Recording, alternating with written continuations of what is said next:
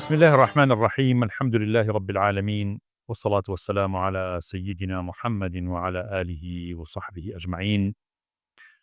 خۆشەویستانم، سەلام و ڕەحمەت و بەرەکەتی خۆی گەورەتان لێبێت. جارێکتر لە بەرنامەی شیرین چا لە کەناڵی ئاسمانی پەیام بە خزمەتکەوەی ئازیز و خۆشەویست گەیشتمەوە. مانگێکی زۆر گەورە و جوان و ساڵێکی نوێی کۆچی پیرۆز بێت لە هەموو لایەکتان. ئەمەڵقێ تایبەتەکەین بە مانا و مەدلولە قوڵەکانی خۆچی پێغەمبەری خوا صلی الله علیه وسلم لە شاری مەککە و بۆ شاری مەدینە و دەرس و وانە گرنگەکان چین لە کۆچ. ئێمە بۆ ئەم زەمن و ئەم کاتەی خۆمان وەری بگرین و دڵنیابین لەوەی کە هەموو ڕۆژێک ئێمە پێویستمان بە کۆچ هەیە و کۆچکردن هەتا ڕۆژی قیامەت لە ناخی خۆمانەوە پێویستمان پێێتی و پێویستمان بەوەیە کە هەمیشە ئەهلی نوێکردنەوەی نیەتە گەورەکانی ناوکرۆکی دڵمان بین. فەرموون ئەڵقەی ئەم جارەمان.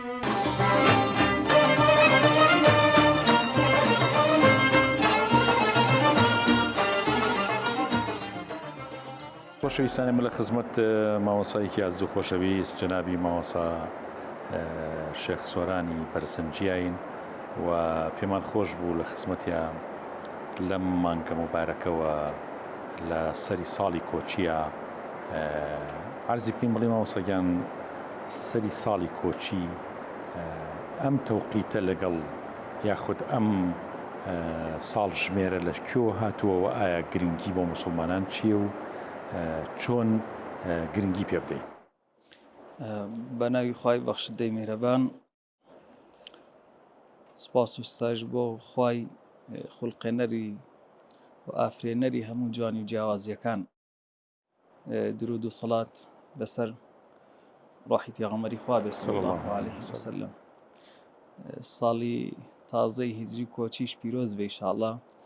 لە هەموو ئوممەتی ئیسلامی و موسڵمانان. دیارە تەقویمی ساڵی هیجری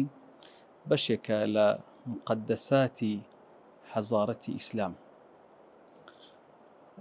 کە دیارە لە 12 مانگ پێک هاتووە کە خوای پەروەردگار باسیەکە ئینە عیدەتە الشهوری عند الله 12 شهرا. خوای پەروەردگار لە قورئاندا باسیەوەکە کە لە 12 مانگی ڕێک ئەم با بڵێن ساڵی کۆچی یان با بڵێن ساڵی هیجری پێک هاتووە و با بڵێن ئەم مانگە تەنها یان با بڵێن ئەم ساڵە تەنها سیستەمێکی ڕۆژمێری یان کاژمێری نییە، بەڵکو بەشێکی گرنگی کەلتور و کەلەپوری ئیسلامە. چونکە دروستبوونی هەموو مناسەبە دینیەکان و طقوسە دینیەکان ئەگەر سیر بکەین لەناو ئەم مانگانەدایە، هەموو ئەو مناسەبە دینیانەی کەوا هەن لەناو ئەم مانگانەیە دروست بوون و ئەو مناسەبە دینیانەی کە ئێمە ساڵانە با بڵێن زیندویانەکەنەوە ئەیکەینەوانە یان یادیان نەکەینەوە، بەشێکە بەڕاستی لە کەلتور و کەلەپوری دین و ئەکەوێتە چوارچێوە یان ئەکەوێتە قاڵب و جوغزی عیبادەتی شەوان هەندێک کات. ئەمە یعنی ئەگەر باسی ئەو تەقویمە بکەین، تەقویمی هیجرەکەکەەوە لە سەردەمی حەزرەتی ئیمامی عومەردا ئەم تەقویمەدادا ئیمامی عومەر داینرا بۆ ئەوەی کەوا خۆیان جا بکەنەوانێ لە جوولەکە و لە ڕۆمەکان کە موسڵمانانیش کە بۆ خۆیان تەقویمێکی مستەقیل و سربەخۆیان هەبێ. ئەمە وەکو با بڵێن تەقویمی هیجری. ئێمە بەڵام لەگەڵ ئەوەشدا وەکو میلەتی خۆمان یان وەکو نەتەوەی خۆمان ئێمە ساڵنامەی کوردیشمان هەیە. دیارە ئێمە بۆنەی میلی و نەتەوەیەکانیشمان هەیە کە ئەوەش ئەتوانێت ئینسان لەو بۆنە میلیانەیە یان لەو بۆنە نەتەوەیانەیە بتوانێت زۆر کات یعنی دەرز وەربگرێ و زۆر کات ئینسان خۆی نوێ بکاتەوانێ. ئەمە بێژگەلەوەی ئەگەر تۆ سێری ساڵنامەی با بڵێن زایانی میلادیەکەش بکەین ئەوە شار ئەکەوێتە یعنی ئێستاش ئەمانە کەوتونێتە ناو واقیعەکەوانە کە ئێمە بە هەر سێ تەقویمەکە ئیژەکەین هەم میلادیەکە هەم میلادەکە کە بۆ بابەتی بەڵێ بۆ بابەتی ئیداری و کارگێڕی ئیشیان پێەکەین و هەم بابەتی با بڵێن تەقویمە هیجریەکە کە ئێمە وەکو مناسبە دینیەکان و بۆنە دینیەکان کە ئێمە بەکاریان نەهێنین و بە هەمان شێوە ساڵنامە کوردیەکان یعنی ئەمەی با بڵێن تەقویمی هیجریە ساڵنامە کوردەکە ڕەفز ناکاتەوە ڕەت ناکاتەوانێ ئەوەی کەوا میلادێ بە هەمان شێوە ئەوەی تر ڕەت ناکاتەوانێ ئەمە ینی ئەگەر ئێمە باسی ئەم ئەوەی کە جەناب فەرمووت و ئاماژە پێکرد ئەوم بابەتی تەقویمی هیجریەکە بوو بەڵێ طبعا ماوەسا وەکو نوکتەیەکی خۆشی ژێمە حەزمان لە هەرسێکیان هەیە لە بۆنەکانە کە پشوو بێت و ئیسراحەتی بەس ماوەسا ئەمەی هیجری جەنابەت ئاماژێکی جوانە فەرموو کە بە تایبەتی بابەتە ئاینیەکان و مناسبە دینیەکان مەسەلە دینیەکان زیاتر لە هیجریە زۆر گرنگی پێدین سە بۆ نمونە لە ذیلحیجە ئەوە حەجی تایە و نۆمینەی تایە چیتر وەکو مانگی مەولوو بە هەمان شێوە ڕەبیع الئەوەل یعنی چ شتێک ئیسا حالیەنەوە ئێمە کەوینە نۆدەی محەڕەم محەڕەم ینی ئەم کاتانە لای موسڵمانان زۆر زێڕینە زۆر گەورەیە و گرنگی زۆر پێدرێت لە میعراجە هەر عینەن شت سەیرەکەین یعنی ئەم شتانە موسڵمانان بۆ گرنگیان پیاوە هەتا لە زانایانی پێشینی خۆمان شاعیرەکان بە هەمان شێوە گرنگی زۆریان پیاوە بۆچی ئەم گرنگی درراوە بە ئەو ڕۆژانە یا ئەو مانگانە وەکو عەرزم کرد ینی ئەم مناسبە دینیانی کە جەناب باس کرد هەتاوەکو بۆ مانگی ڕەمەزانە یان جەژنی قوربانە یان میعراجە یان مانگی مەولووە ینی هەموو مانگەکان بۆ خۆی هەڵگیری مانا و مەدلول و مەفهومێکی قوڵە ئەوانی کە جەناب باسی کرد وتمان ئەمانە هەمووی ئەچنە چوارچێوەی چێوانێ ئەچنە چوارچێوەی عیبادەتەوانێ هەتاوەکوانی کە ئێمە بۆ نمونە وەکوونەتەوەی خۆمان یعنی وەکو وڵاتی خۆمان کە هەستاون بە زیندووکردنەوەی ئەو بۆنانە لە هەرچەنە بۆنە هەنێ بۆنە وایان لێ کردووە لە بەرچاو خەڵکە با بڵێن کاڵیان کردووەتەوانێ سە بۆنە مانگێکی وەکو مانگی ڕەبیع الئەوەل کە بە مانگی هاتنە دنیای پێغەمبەری خوا صلی الله علیه وسلم دیاری کرا ئەو مانگیان کاڵ کردوتەوانێ بەڵام ئەمە دیارە ئەمە بەشێکە لە مێژووی با بڵێن پێشینانی ئێمە و ئەو با بڵێن ئەو دینە میلیکەوە هەبووە لە ناو مامۆسا کۆنەکانە یان مامۆسا قەدیمیەکانە کە هەموو لەو مانگەدا هەستاون بە زیندووکردنەوەی ئەو مانگە بە هەمان شێوە وەکو جەناب فەرمێسێمە لە ناو مانگی محەڕەم داینە پێغەمبەری خوا صلی الله علیه وسلم هەر کاتێک کە چۆن مەدینەوانی فەرمی ئەوڕێ خێرە و بە ڕۆژوونوان وتیان وڵا ئەی پێغەمبەری خوا صلی الله علیه وسلم ئێمە لەم ڕۆژەدا حەزەتی موسا با بڵێن لە دەستی فرعون ڕزگاری بۆ پێغەمبەری خوا صلی الله علیه وسلم فەرمووی ئێمە ئەولاترین کە بە ڕۆژوو بین ئەها پێغەمبەری خوا صلی الله علیه وسلم نەهات یعنی ئەم دینە بگۆڕێ یان با بڵێن ئەم ئوسولیاتە بگۆڕێ پێغەمبەری خوا صلی الله علیه وسلم هاو چی گۆڕی هاو نیەتەکەی گۆڕی هاو نیەتەکەی گۆڕی بۆ یەکە پێویستەکە ئەوەی کەوە ئەساسیاتە قسەکە لەوەیە ئەوەی ئەساسیاتە لە هەموو مانگەکانە ئەوەی کە جەناب باسی کردوانە لە هەموو مانگەکانە کە فرسەتی عیبادەتی تیا ئینسان نیەتی خۆی ڕاستکاتەوانەوە نیەتی خۆی ساوکاتەوانێ ئەتوانێ ببێتە غەنیمەتی دنیا و قیامەتی ئەو مانگانە حتى ماوەسا لە مانگی مەولووە کە مانگی بڵین یا ڕەبیع الئەوەل کە مانگی لەدایکبوونی پێغەمبەر صلی الله علیه وسلم فرسەتێکی زۆر باش بۆ کاتە بڵین بە تایبەتی لە قەدیمە ینی هۆکارێک نەبووە بۆ زیاتر ڕۆشنایی خستن سەر دین و یاخود تەبلیغکردنی دین بۆ خەڵک غیری جومعەکان نەبێت جومعەش خەڵک جارەوە بە فەلاحەتی هەبوو نەیتوانێت بچێت بۆ نوێژی جومعە هەموو دێ جومعەیان نەکراوە بەس مانگی مەولوو یەک مانگی تەواو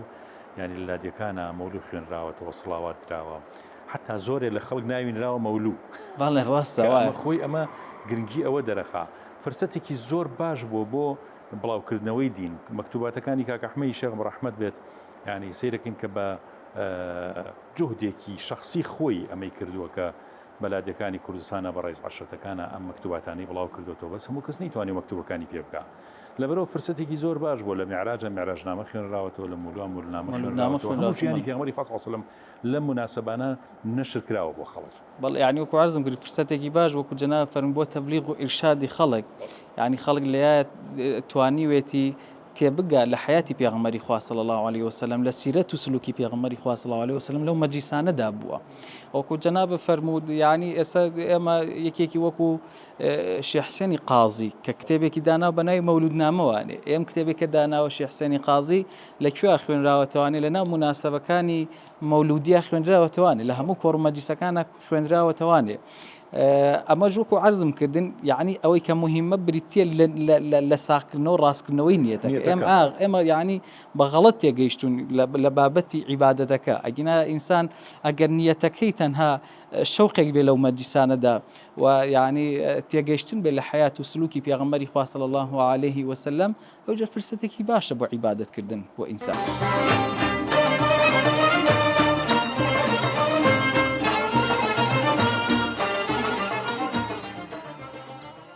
وەکو معلومی جەنابتانە سەری ساڵی کۆچی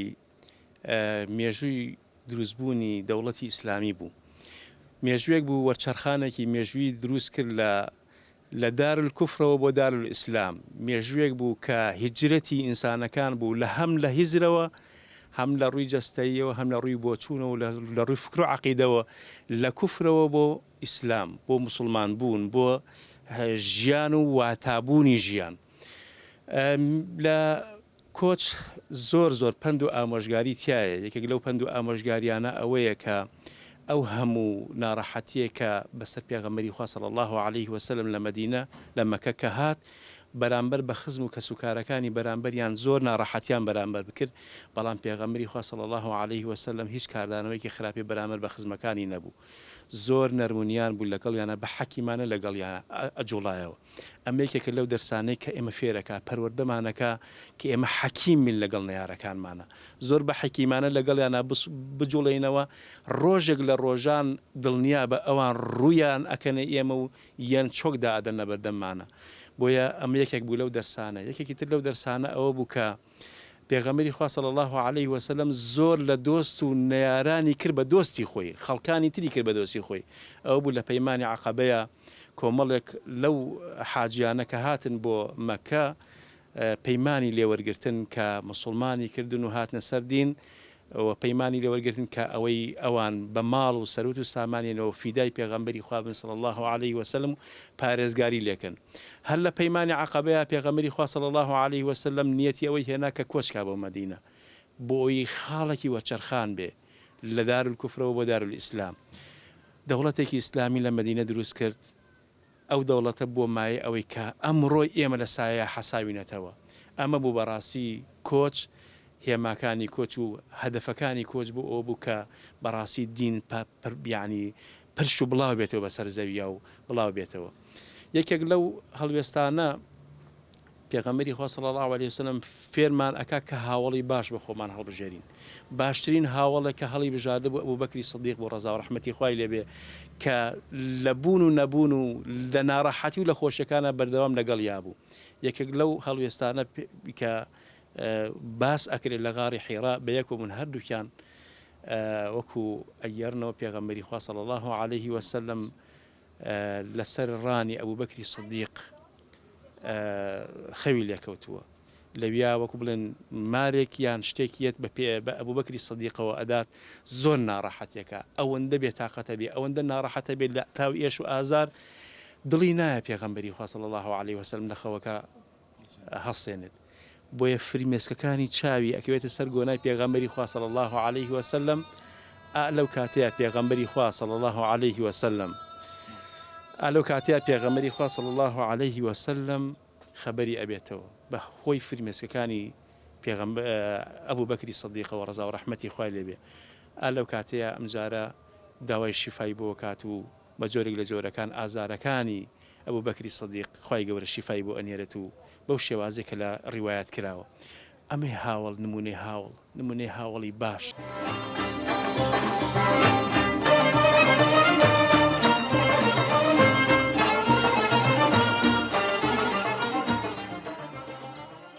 ماوسەگیان دەربارەی هیجرەتی پێغەمبەری خوا صلی الله عليه وسلم کۆچ پێغەمبەری خوا صلی الله عليه وسلم کە کۆچەکە بۆ مەدینە کۆچ گۆڕانکاریکی زۆر گەورەیە لە سیرەتا لە حرەکەتی ژیانی ڕەسوڵ الله صلی الله عليه وسلم لە گۆڕانکاری لە ژیانی سەحابەکانە لە گواستنەوەی بێ ئەو ژینگەیەک بۆ ژینگەیەکی زۆر جیاواز، ینی ژینگەی ڕیسالەت و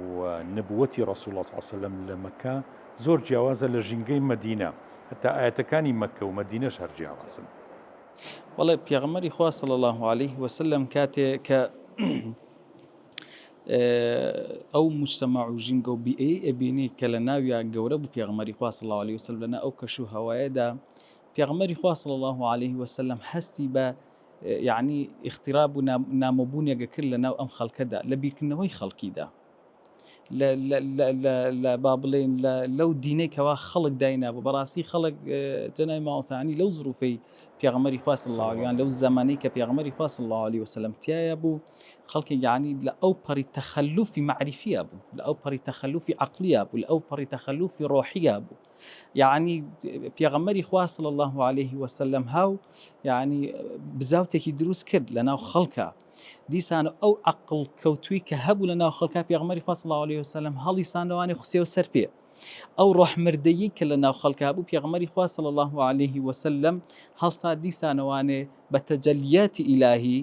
بەو با بڵێن تەبلیغە بۆ ئیرشادی کە پێغەمبەری خوا صلی الله عليه وسلم لەسەر شانی بوو کە بیگەێنێ بە خەڵک دیسانەوانێ ئەو ڕۆحمردەی خەڵکی یعنی زیندوو کردەوانێ بە هەمان شێوە وەکو عەرزم کردین لە کایە معریفیەکەیەتی لە کایە ڕۆحیەکەیەتی لە کایە دینیەکەیەتی یعنی خەڵک وای لێ هاتبوو ئەمە بێژگە لەو هەموو زوڵم و ئیستیبداد و با بڵێن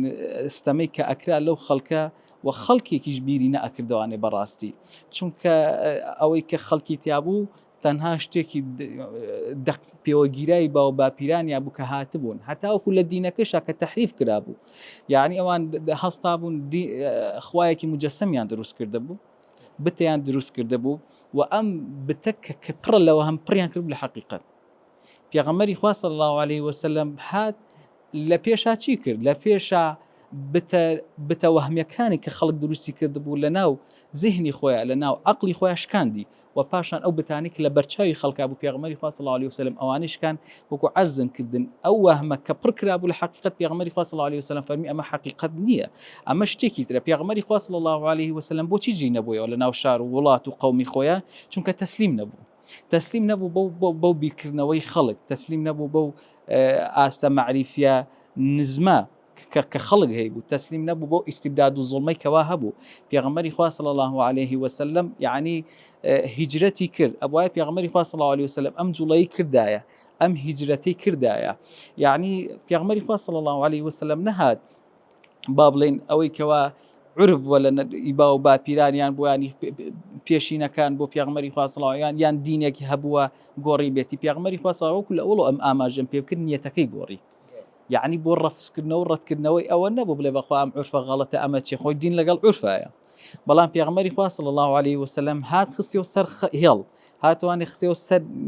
با بڵێن نیەتە تەواوەکە یان نیەتە ساغەکە یان قیبلەی ڕوانگەی خەڵکی گۆڕی مامۆستا قیبلەی ڕوانگەی خەڵکی تەوەجوهی خەڵکی گۆڕی کە پێغەمبەری خوا صلی الله عليه وسلم فەرمی ئەبە بەم شێوازە بێت بۆیە کە ئەم حرەکەیە کە پێغەمبەری خوا صلی الله عليه وسلم کردی لە ناو دڵ و دەرونی خەڵکە لە ناو ڕۆحی خەڵکە جێی نەبوویەوانێ ئەم چونکە ئەم ئایدۆلۆژیایان ئەم دینەی پێغەمبەری خوا صلی الله عليه وسلم هێنای نامۆ بوو خەڵکی وەخوا ئەمە بەکەڵکی ئەمە نایەت و ئێمە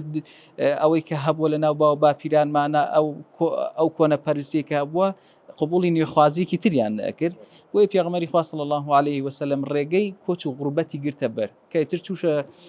دوا سنوورەکانی شاری مەکەوانێ یان با بڵێن دوا جوگرافیای شاری مەکەوانێ ڕووی کردە مەکەوتی ئەی مەکە ئێستش ئاو و خاک و هەواکەی تۆ هەر لە ناو دڵ و دەرونی مندایە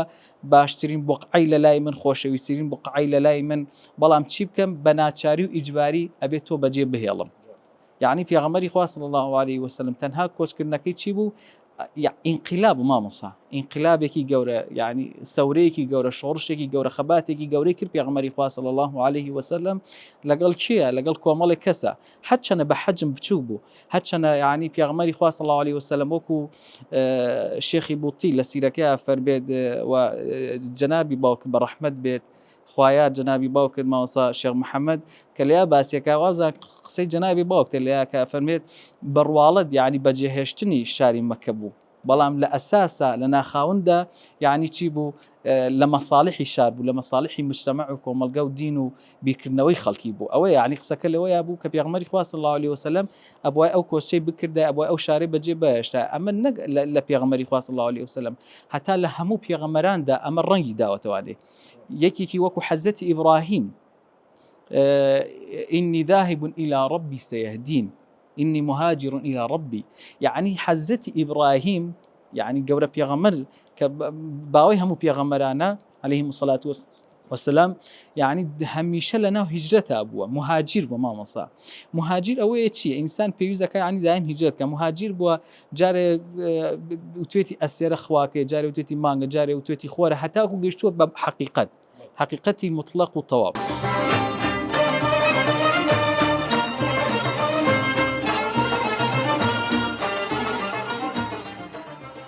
بسم الله الرحمن الرحيم الحمد لله والصلاة والسلام على رسول الله. سەرەتا پیرۆزبایی لە خۆمان و سەرجە مسلمانانی جیهانەکەین بە بۆنەی سەری ساڵی کۆچیەوە داواکەین لە خوای گەورە ئەم کۆچە بکاتە مایی سەرکەوتنی مسلمانان لە هەموو جیهانە بە تایبەتی خەڵکی غەزەی مەزلوم خەڵکی غەزەی جینۆساید کراوی قڕکراوی برسیکراو. طبعاً کۆچ ئەزیزەکان جەنابتان ئەزانن یەکێکە لە یادە هەرە مەزنەکان لە مێژووی ئیسلامە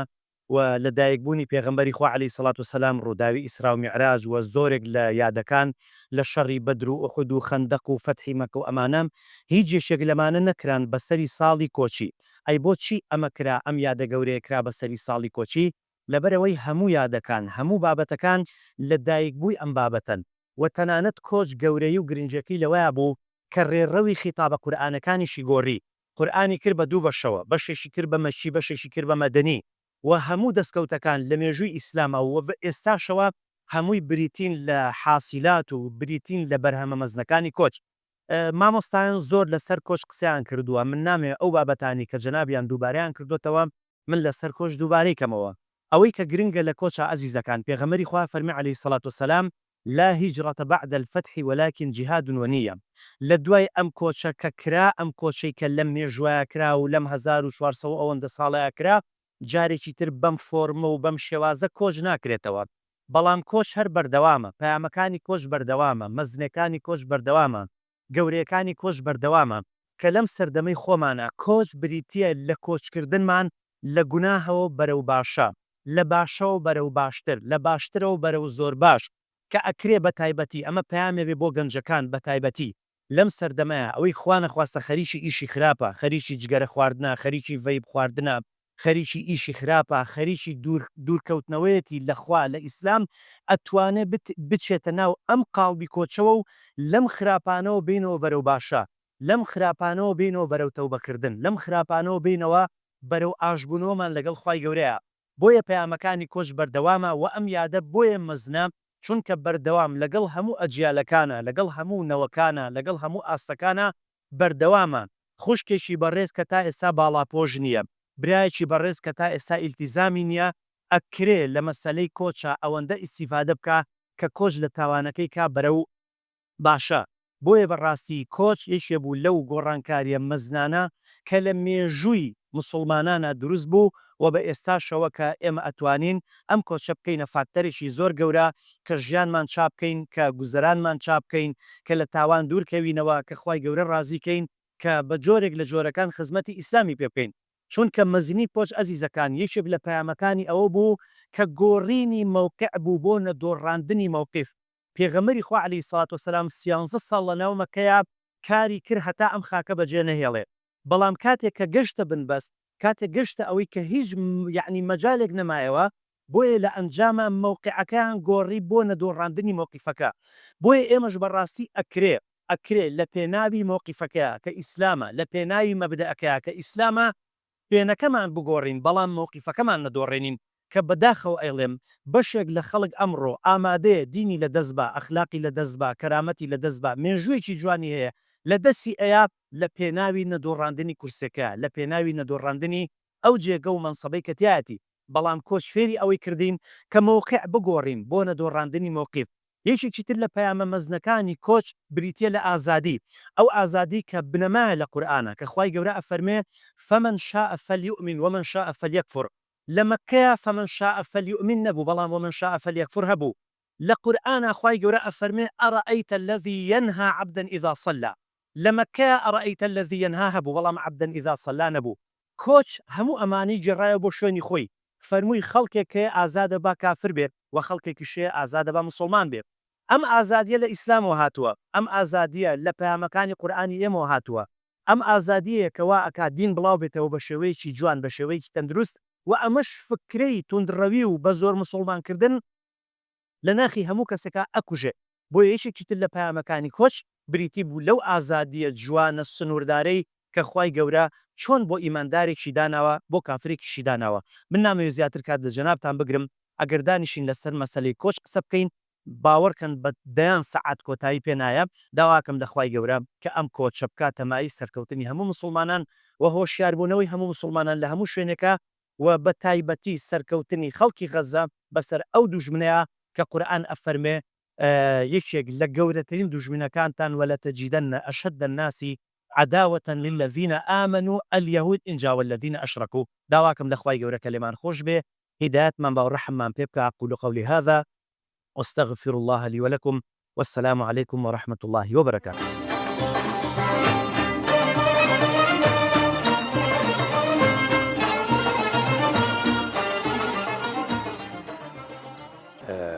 فەرمایشتێکی زۆر جوانە فەرموو جەنابەت پێغەمبەر صلی الله عليه وسلم هاتووە تا نیەتەکان بگۆڕێ چونکە ئەسڵی دین لە کاتێکە ئێمە یەکەم فەرمودەی پێغەمبەری خوا صلی الله عليه وسلم کە خوێنکارێک کە فەقێک کە خوێنێکە ئەوەیە کە تۆ إنما الأعمال بالنيات ئەمە لە ژیانی پێغەمبەر صلی الله عليه وسلم زۆر ڕوون دیارە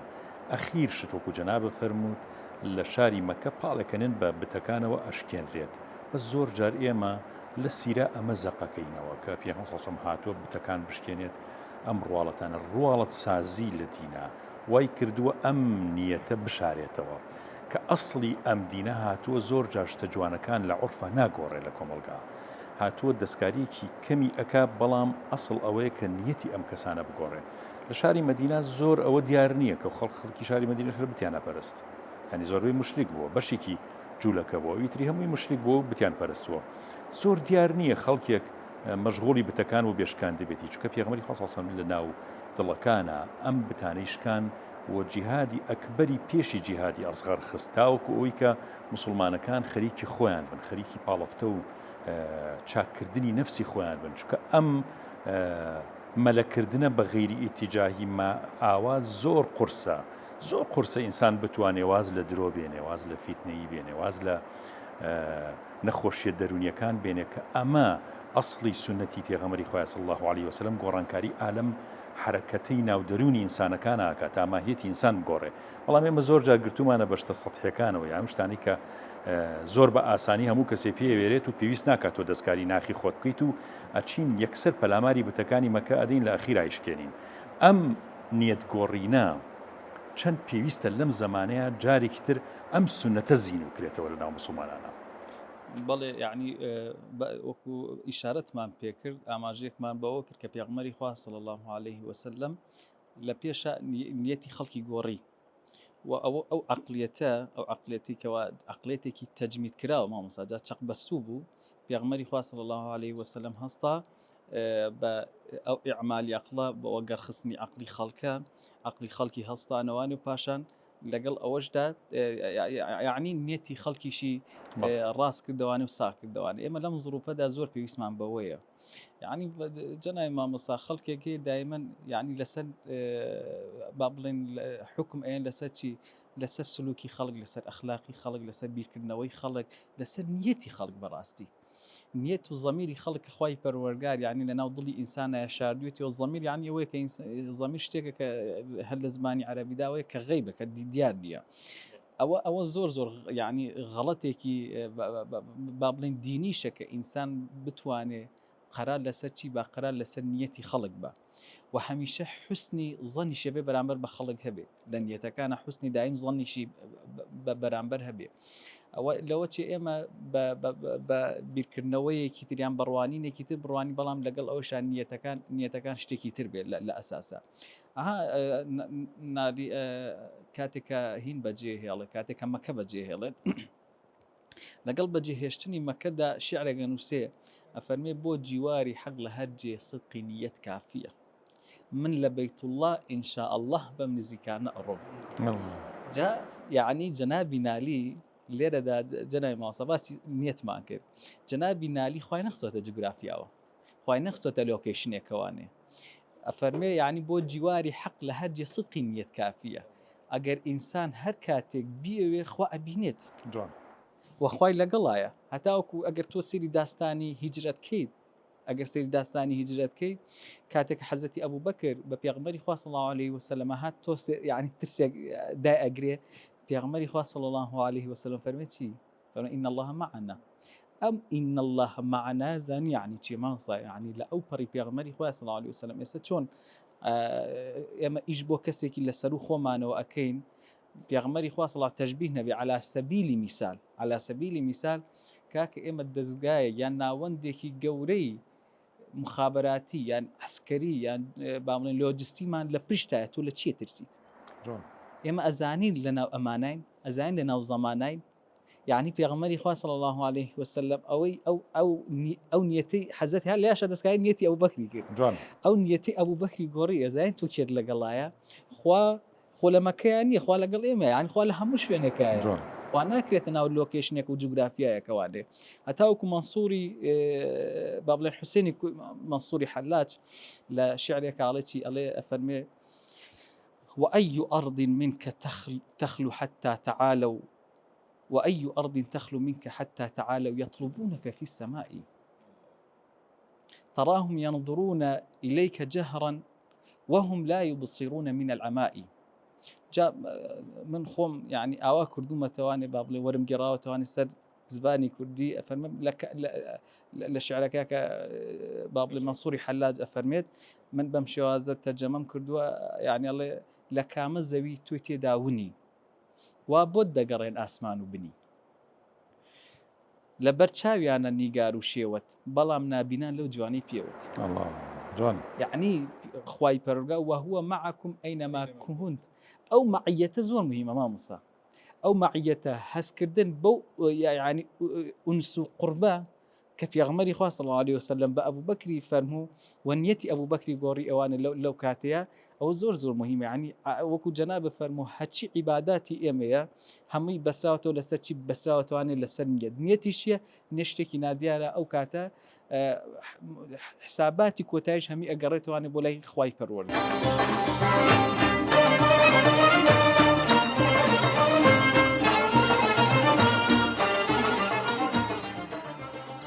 بەڕاستی کۆچی پێغەمبەر صلی الله عليه وسلم زۆر شتی فێرکردین کە ئێمە ڕۆحی بەخشین و ڕۆحی تەسامح و لەگەڵ یەکترا باش بوون و باوەشکردنەوە بۆ براکانمان و ئەمانە هەمووی ئەو بەرەکەتە بوون کە لە نەتیجەی کۆچی پێغەمبەرەوە بۆمان دروست بوو صلی الله عليه وسلم. مامۆستا عوسمان چ خاڵێکی کۆچ یاخود چ بەسەرهاتێکی زۆر کاریگەرە لای تۆ کە کۆچەکە لە مەکەوە بۆ مەدینە چەند هاوڵێکی هەیە چەند کەسێکە یاخود لە مەدینە یاخود لە قوبا کامێنێتەوە ئەو ڕێگە چۆنە بڕێت چ شتێکی زۆر سەرنجی ڕاکێشن طبعا زۆر جوانە ئەو هەموو ناڕەحەتی کە پێغەمبەری خوا قبوڵی کرد لە ئەسنای ئەم کۆچەیە هەمووی لەبەر خاتی هەمووی لە نەتیجە خزم بە مرۆڤایەتیەکە خزمە بە ئێمەشەکە ئەجا ئەو پێم سەڵسەم گیرێکی دروست کرده بوو چ لە مەکە و چ لە مەدینە کاتێککە مەسەن بۆ نمونە ئەڕواتە ناو مەدینەوە سێکی ئەو باوەشکردنەوەی جەماعەتی ئەنسارەکان بۆ مهاجرینەکان ئەی تاکو ئەو ئەگاتە ئەو حەدەی کە ماڵی خۆیات جاری وهەیە ئەگەر مبالەغەی تیانە بێ دەست لە خێزانی خۆی هەڵبگرێ بۆ براکەی کە ئەمە چاندنی ڕۆحی خۆشەویستی و برایەتی بوو لە نێوانیانە.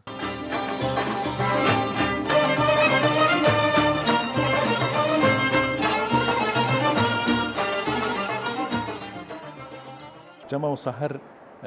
ئەو دەرسە جوانەی حەزرەتی ئەبوبەکر لە غاری سەورا وەری ئەگرێ لە پێغەمبەر صلی الله علیه و سلم کە خوامان لەگەڵا هەر ئەو دەرسەیە ونی ناکە کە کاتێ پێغەمبەر صلی الله علیه و سلم وفاتەکە تەنیا ئەبوبەکرە موسڵمانەکانە هێنێتەوە سەر خۆیانە فەرمێ ئەوەی محەممەدی پەرست حەزرەتی محەممەدەوە وفاتی کرد بەزەوەی خوا پەرستێ خۆی گەورە زیندوو هەمیشە ئیپەرستین لەبەرەوە ئەو مەعیەتەی ون نەکردو ئەو مەعیەتەی جوان فێر بوو لە پێغەمبەری خوا صلی الله علیه و سلم ماوەسەگیان ئەگەر کاتمان کەمە بۆیە حەزەکەم زیاتر بچینە سەر شعری شاعرانی کورد دەربارەی هیجرەت دەربارەی ئەم مناسەبانەی کە ئێمە باسیەکەین زۆر گرنگیان پیاوە زاناکانی پێشینمان زاتێکی گەورەی وەکو مامۆستا مەلا عەبدولکەریمی مۆدەڕیسکە بەڕاستی ئەبێ هەموو جارە هەر بڵین هیممەت و بەرەکەتی هەر حازر بێت چکە ئەم پیاوە گەورانەی ئێمە ئەم زانا قەدیمیانەی ئێمە بەڕاستی شوێن پەنجیان نەبەسراوە بە زەمن و کاتی خۆیان و حجرە بچووکەکانی خۆیان بەڵکو ئینتیشاریان کرد بڵاو بوونەوە بە هەموو جیهانی ئیسلامیە ڕەحمەتی خۆیان لێبێ لەبەرەوە زاناکانمان شاعیرەکانمان پێشینە ساڵحەکانی خۆمان چۆن سەیری ئەم یادەوە ساڵی کۆچیان کردووە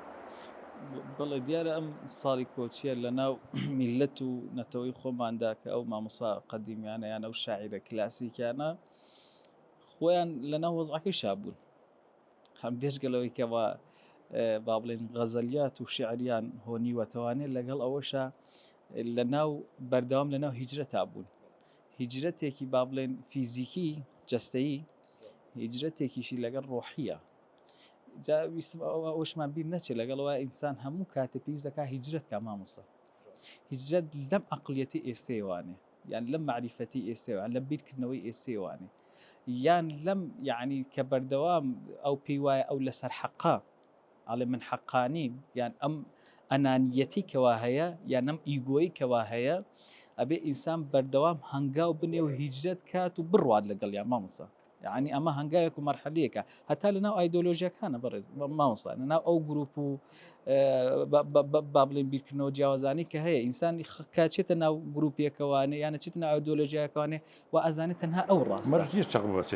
چەق بەسووی یانی ئەو چەق بەسووی دۆگمایە زۆر خراپە ئینسانە بێ هیجرەت کا لێوانێ هەنگاو هەڵهێنێ جەم بدات یعنی جەم بدات لەوانێ کە بچێتە ناو مەراحلێکی تری ژیان و بیرکردنەوەوانێ ئەم یعنی وەکو عەرزم کردن یەسەیەکێکی وەکو مەولانە خالیدی نەقشەبەندی هیممەت و بەرەکەتی حازر بێ ئەم شاری بەجێهێشت سلەیمانی بەجێهێشت ڕۆی یعنی چووە وڵاتی بەغاوانێت چوو بۆ مەکە و مەدینەوانێ لێوانێ ڕۆژ بۆ شام و یعنی بەردەوام لە ناو چیا بوو بەردەوام لە ناو کۆچکردندا بووە یعنی خۆشی لە ناو شعرەکانە لە ناو غەزالیاتەکانە باسی ئەوە کە یعنی ئەڵێت وڵاتی تۆ لە کۆتۆ گەیشتوتە قەندەهار و وڵاتی با بڵێن هندستان و ئەم شوێنانی یعنی ئەمانە لە چی ئەگەر ئەمە شتێک نەبێ ینی حرەکەیەک نەبێ مامۆستا میسانە هەڵکەنێت چی توانێ هەڵیکەنێ کەواتە ئەمە چییە ئەمە تەقلیدکردنەوەی چیە تەقلیدکردنەوەی پێغەمبەری خوایە صلی الله عليه وسلم هەمومان ئێستا با بڵێن نالیە فەرمێ چی ئەفەرمێ بە میعراجی سلوکی سالیکاندا تانە چی ڕۆژێ لە ناو جەهلی مڕەکەبدا دەمێنی هەر وەکو ماوی بە میعراجی سلوکی سالیکاندا سلوکی سالیکان کێ پێغەمبەری خوایە صلی الله عليه وسلم کە پێغەمبەری خوا صلی الله عليه وسلم ڕەهبەر و سالاری هەموو با بڵێن ئەنبیا و ئەولیایە هەچی ئەگەر تۆ سەیری هەچی وەلیەکان و ئەولیاکان کە پێغەمبەران بێنە یعنی لایەکەوانی ئەو وەلیەکانیش بە هەماشەوە هەمیشە لەناو چیا بوون هەمیشە لەناو هیجرەت و غوربەت بوون ڕۆشتون